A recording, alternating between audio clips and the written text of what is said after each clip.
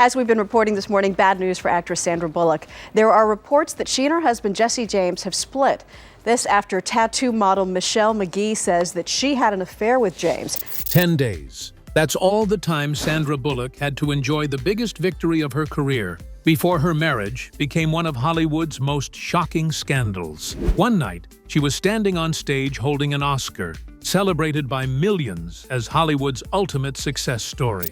The next, her marriage was at the center of a public scandal no one saw coming. Behind the headlines was a private reality the world didn't understand. New motherhood, hidden decisions, and a relationship collapsing under revelations that changed everything. What did Sandra eventually reveal that made divorce unavoidable? And why did the timing of the Jesse James actions make the fallout even more devastating? Join us as we uncover what really ended Sandra Bullock's marriage.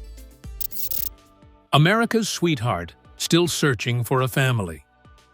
By the time Sandra Bullock became one of the most recognized faces in Hollywood, she had already built something most people only dream about. A career that made the entire world smile. A reputation that made studios trust her with their biggest projects. And a warmth on screen that made audiences feel like they were watching someone they already knew. Speed made her a star. Miss Congeniality made her beloved. And film after film confirmed what the industry was slowly beginning to accept. That Sandra Bullock was not just talented, she was the kind of actress people genuinely rooted for, on screen and off it. But behind the award nominations and the box office numbers and the magazine covers, something was missing. And Sandra had never been shy about admitting it. She wanted a family. Not the Hollywood version of one, not the kind built on publicity schedules and arranged appearances, but something real, something lasting, something she could come home to at the end of a long shoot and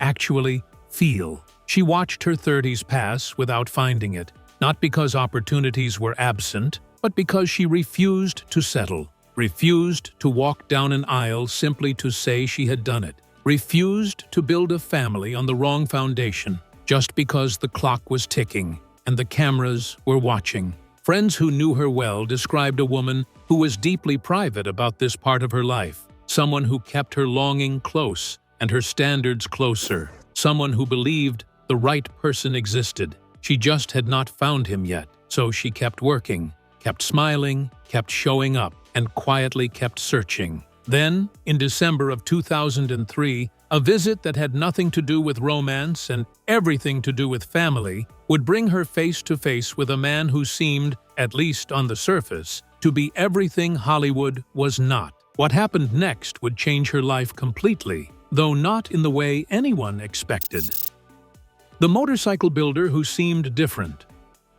In December of 2003, Sandra Bullock walked into West Coast Choppers, the legendary motorcycle shop run by Jesse James in Long Beach, California, and nothing about that moment was supposed to be romantic. It was a practical visit, connected to family business, the kind of errand that fills an afternoon and leaves no lasting impression. Except it did. Jesse James was not like the men Sandra had encountered in Hollywood. He did not speak the language of agents and premiere nights and carefully worded press statements. He spoke the language of steel and engines and honest work, a man who built things with his hands and wore that fact without apology, without performance, without any of the polish that Sandra had grown quietly tired of in the world she moved through every day. He was rough around the edges in a way that felt genuine rather than manufactured. And for a woman who had spent years surrounded by carefully constructed images, that genuineness was magnetic. The relationship developed quickly, perhaps faster than either of them expected, and the public watched with a mixture of curiosity and fascination as two people from completely different worlds began building something together. The Hollywood actress and the motorcycle builder, the unlikely pairing that tabloids could not stop writing about and audiences could not stop following. But Sandra was not thinking about tabloids. She was thinking about something she had spent years searching for, a partner who felt real, a presence that did not shift depending on who was watching, a relationship that existed outside the performance of celebrity life rather than inside it. Jesse brought something else too, something that mattered deeply to Sandra in ways the public did not fully understand at the time. He came with children, with existing responsibilities, with a family structure already in motion. And rather than seeing that as a complication, Sandra saw it as something closer to an invitation, a chance to step into the kind of life she had been quietly building toward for years. Friends noticed the change in her, the ease that settled around her when she spoke about him, the sense that something had finally clicked into place after a long time spent waiting and wondering. She believed she had found him, the real one, the one worth rearranging a life for. She was not wrong to believe it, not yet. But believing in someone and truly knowing them are two very different things, and Sandra was about to find out just how wide that gap could be. Building a blended family. Sandra Bullock had never been the kind of woman who did anything halfway. When she committed to a film, she gave it everything. When she committed to a friendship, she gave it everything. And when she committed to Jesse James and the life they were building together, she gave that everything too, perhaps more than anyone outside their immediate circle ever fully understood. The wedding took place on July 16, 2005, a private ceremony that reflected exactly the kind of life Sandra had always wanted, one that belonged to the people inside it, rather than to the cameras waiting outside it. But the marriage was never just about two people. It came with a ready-made family, and Sandra embraced that reality not as a burden, but as a gift, stepping into the role of stepmother with the same quiet determination she brought to everything else in her life. Jesse's children became her children in every way that mattered. She showed up for school events and weekend routines and the small, unremarkable moments that make up a family's actual life, the ones that never appear in magazines but matter far more than anything that does. One situation in particular demanded more than casual involvement. A custody matter concerning Jesse's youngest daughter required Sandra to engage at a deeper level, to stand beside Jesse in ways that went beyond the expected responsibilities of a new spouse. And she did so without hesitation,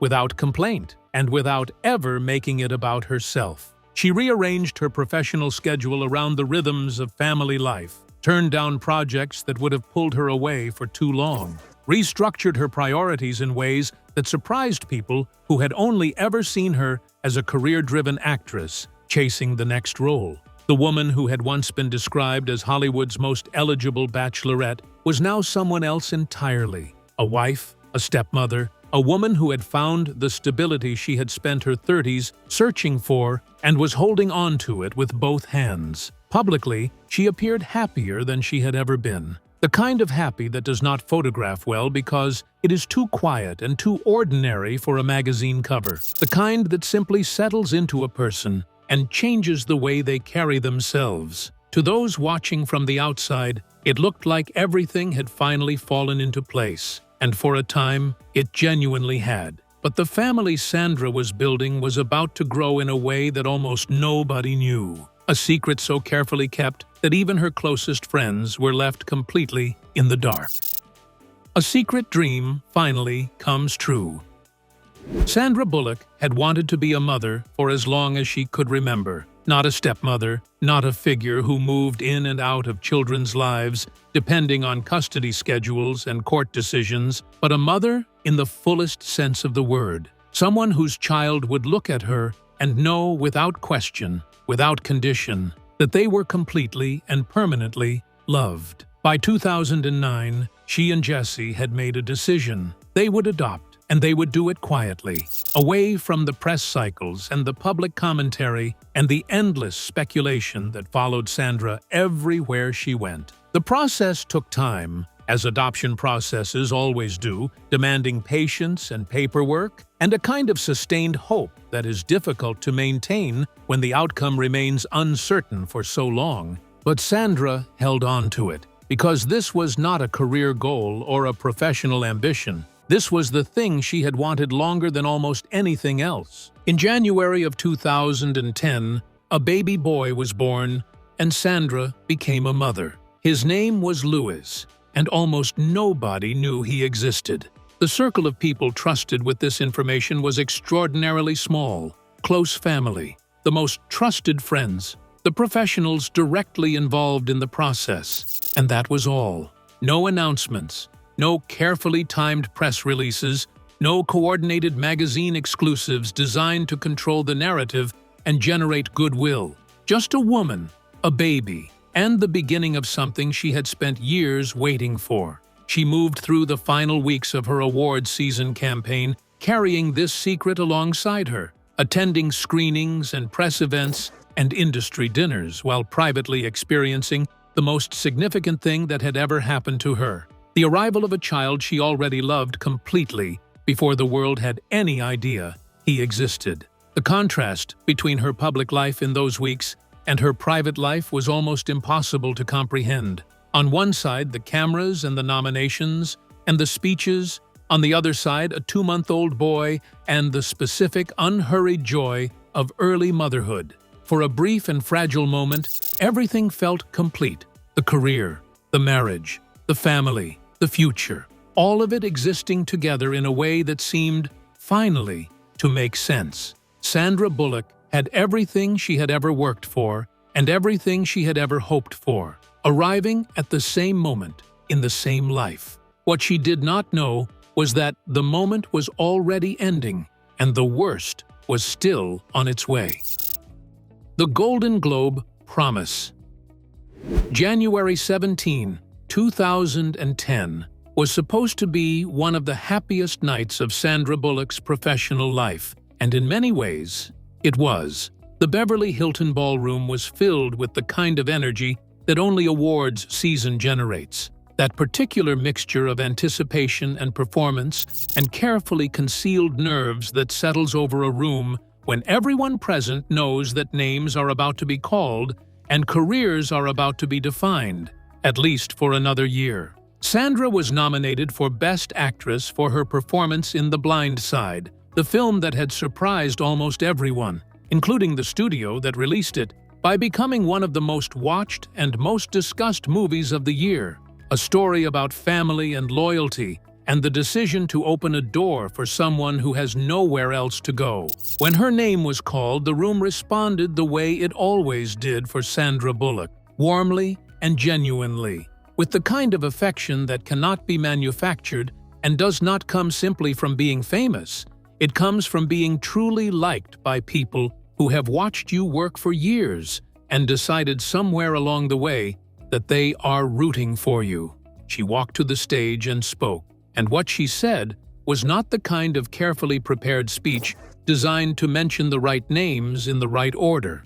It was something quieter and more personal. She spoke about Jessie, about what it had meant to find a partner who supported her without competing with her, who stood beside her without needing to stand in front of her, and who had changed her understanding of what a real partnership looked like.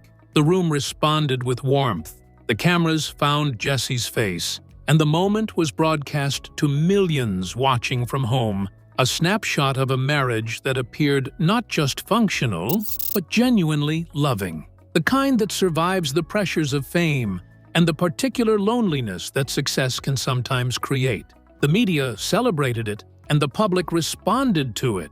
And the image of Sandra and Jessie as a Hollywood success story reached a new level of visibility. What the room did not know, what the cameras did not capture, was that somewhere beyond the ballroom, a 2-month-old baby named Louis was waiting, already loved, already the most important thing either of them had brought into the world together. The perfect image had never been more visible, and the truth beneath it had never been more hidden. Sandra stood at the microphone and meant every word she said that night. But the biggest night of her career was still weeks away, and so was the moment that would shatter everything she believed she had. Oscar glory before the collapse. March 7, 2010. The Kodak Theater in Los Angeles filled with the kind of tension that only the Academy Awards can produce. That specific atmosphere where decades of work and years of waiting compress themselves into a single envelope, a single name, a single moment that either confirms everything or confirms nothing. Sandra Bullock was nominated for Best Actress for The Blind Side, and by the time the evening arrived, the awards season conversation had been building around her for months. The Golden Globe win had added momentum. The critics had weighed in, and the industry had arrived at something close to consensus. This was Sandra's year. When her name was announced, the response in that room was immediate and emotional. Not the polite applause of obligation, but something warmer and more genuine. The sound of an industry acknowledging not just a performance, but a career. Not just a film, but a body of work that had stretched across nearly 2 decades and earned the kind of loyalty that very few actresses ever managed to sustain. She walked to the stage and the cameras followed her the way they always do on that night, capturing the tears and the laughter and the slightly disbelieving expression of someone who has worked towards something for so long that its arrival still manages to feel unexpected. Jessie was there, and the moments between them were broadcast to the world. The glances, the emotion, the shared weight of a night that both of them understood was significant beyond the usual meanings of the word significant. To the hundreds of millions of people watching around the world, the image was complete. The talented actress, the devoted husband, the marriage that had survived the pressures of fame and come out the other side still standing, still genuine, still worth believing in. Sandra gave her speech with the grace and the warmth that had always defined her public presence. She was funny and emotional and honest in the way that audiences had always responded to. And when she walked off that stage with the Oscar in her hand, the moment felt like an ending in the best possible sense, the closing of a chapter that had been building for years and had finally arrived at exactly the right place. Nobody in that room knew that the chapter was about to close in an entirely different way. Nobody watching at home understood that the 10 days following that night would produce headlines that none of them were prepared for. Nobody, perhaps, except Sandra herself, who was carrying a secret that made the Oscar feel both more meaningful and more fragile than anyone watching could possibly understand. Because behind the speech and the cameras and the golden statue, a baby named Louis was at home, 2 months old, waiting for his mother to come back. The highest moment of her career was real, and it was beautiful, and it lasted exactly 10 days. Then the world found out who Jessie James really was, and nothing that came before it mattered anymore. 10 days later. 10 days after Sandra Bullock stood on the stage of the Kodak Theater holding an Academy Award, the story changed completely. March 17, 2010, a woman named Michelle McGee gave an interview to a tabloid publication in which she claimed to have had an affair with Jessie James, an affair that she described as ongoing and long-term, an affair that had not existed in some distant period before the marriage, but had continued, according to her account, well into it. The story moved the way stories move in the age of instant media, which is to say it moved immediately and it moved everywhere. The initial report generated follow-up reports within hours, and those follow-up reports brought additional women forward, each with their own account, each adding another layer to a picture that was becoming harder and harder to look at directly. The timing made everything worse. Not that timing could have made something like this better, but the specific cruelty of the timing. The 10 days between the Oscar and the headlines, between the speech about partnership and the revelation of betrayal, was the detail that the public could not stop returning to, because it transformed what might have been a private tragedy into something that played out in front of everyone who had watched her win and cheered and believed the image they were shown. Sandra had stood at that microphone and spoken about Jessie with genuine love and genuine gratitude, and the world had watched and felt moved by it. And now the world was being asked to hold both things at the same time: the speech and the betrayal, the image and the reality, the 10 days that separated them. She withdrew from public view almost immediately. The scheduled appearances were canceled.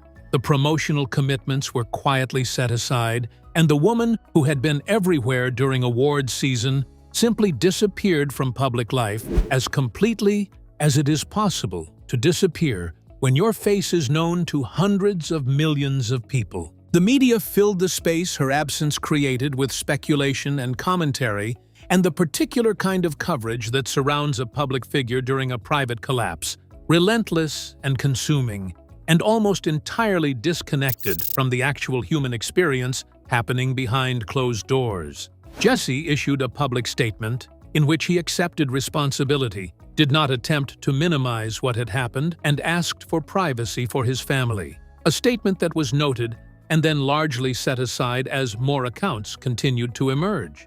And through all of it, while the cameras waited outside and the headlines multiplied and the public tried to make sense of the timeline, Sandra Bullock was at home with a 3-month-old baby named Louis, a child the world still did not know existed, a child who needed feeding and holding and the specific unhurried attention that new mothers give regardless of what is happening in the world outside.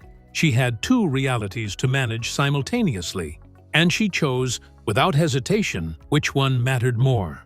What came next was 6 weeks of silence, and what happened inside that silence would determine everything. The silent 6 weeks. Sandra Bullock disappeared, and the world noticed immediately. The appearances stopped, the interviews stopped. The carefully managed presence that modern celebrity requires simply ceased, and what replaced it was a silence so complete and so sustained that it became its own kind of statement, even if Sandra never intended it that way. Outside observers filled that silence with everything they had: speculation about her emotional state, predictions about the marriage, commentary from people who had never met her and knew nothing beyond what had been printed in the same publications, now running her photograph alongside words like betrayal and collapse and heartbreak. The media cycle around a story like this is relentless in a particular way. It does not pause to consider the person at the center of it. It simply continues, feeding on each new detail, each new name, each new account that added another layer to a picture that was already painful enough without the additions.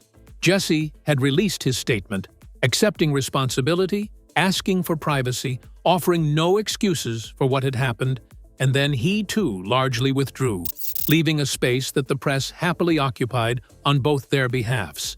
But Sandra was not idle inside that silence. She was not sitting in a darkened room waiting for the world to decide what happened next. She was doing the most ordinary and most demanding thing a person can do. She was looking after a baby. Louis was 3 months old, then 4, then moving toward 5, growing and changing with the relentless pace that infants maintain regardless of what is happening around them, requiring feeding and comfort and the kind of focused attention that leaves little room for anything else. And Sandra gave him that attention completely. That was the choice she made inside the silence, not to manage the narrative or give the interview that would have generated enormous public sympathy, but to be present for a child who had no understanding of what was happening and needed his mother anyway. Friends close to her during those weeks described a woman who was devastated but not destroyed, grieving but functional, heartbroken, and simultaneously focused on the small person who needed her to be focused.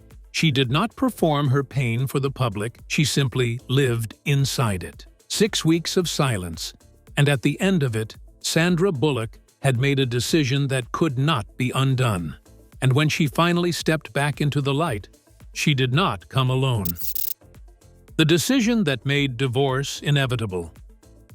In April of 2010, Sandra Bullock ended the silence herself. She did not do it with an interview. She did not do it with a carefully timed press release designed to maximize sympathy and minimize damage. She did it the way she had always done the most important things in her life, quietly, directly, and entirely on her own terms. She introduced Louis to the world. The photographs appeared, and the story that had been kept so carefully private for months finally became public. The adoption, the baby, the secret that Sandra had carried through the entire awards season and through the 6 weeks of silence that followed the collapse of her marriage, all of it surfacing at once in a moment that was both deeply personal and completely deliberate. She was not just introducing her son, she was making a statement, one that required no words to be understood. She was moving forward. She was doing it as a single parent, and the decision about what her family looked like from this point on belonged entirely to her. The divorce process was already underway by the time Louis became public, and those who knew Sandra well understood that the introduction of her son and the confirmation of her single parenthood were not separate events, but the same event, the moment she chose the future over the wreckage and made that choice visible. Later, in interviews given over the years that followed, Sandra reflected on the thinking that guided her through that period, and what emerged consistently was not anger, not the desire for public vindication, not the need to make Jesse pay a visible price for what he had done, but something much quieter and much more determined, the need to protect Louis from grief.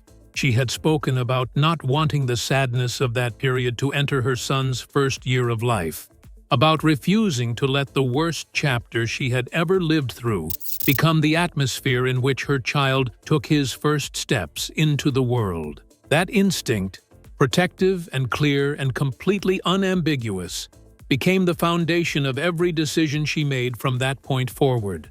What to say publicly, what to withhold, what to fight for, and what to let go. Trust had been broken beyond repair. The foundation the marriage was built on had proven unstable, and Sandra was not a woman who rebuilt on broken ground. She was a woman who found new ground and started again. The decision was not made in anger. It was made in clarity. And when the papers were finally signed, what came next surprised almost everyone who had been watching. Building something better. The divorce became final on June 28, 2010, and Sandra Bullock chose not to make a public spectacle of it. There were no statements, interviews, or symbolic appearances. Instead, she quietly moved forward. Jesse James later accepted responsibility for the marriage's collapse, consistently acknowledging that his actions caused it, without attempting to shift blame or change the narrative. She raised Louis in the stability and privacy she had promised him from the moment she brought him home, building a life around the rhythms of parenthood rather than the rhythms of celebrity, making choices based on what was good for her child rather than what was good for her public image. And then, some years later, she adopted again, a little girl named Layla, expanding the family she had built on her own terms, adding to something that had started in the most painful circumstances imaginable and had grown into something genuinely whole. Her career continued because Sandra Bullock had always understood that work was not separate from life, but part of it, and she returned to film with the same commitment she had always brought, choosing projects carefully, maintaining the privacy around her personal life that she had decided during those 6 silent weeks was non-negotiable. In interviews across the years that followed, she spoke about the experience with an honesty that was neither bitter nor performed. She had loved Jesse. She had believed in the marriage. The loss had been real, and the pain had been real, and she had chosen to move through it rather than be defined by it. The Oscar sat somewhere in her home, and the headlines had long since faded, and what remained was what she had always said mattered most: a family she had chosen, children who were loved completely, and a life built not on the image of happiness, but on the actual quiet daily experience of it. She had wanted this since long before anyone knew her name. In the end, she built it herself. If you enjoyed this video, like and subscribe, and also click the next video shown on your screen.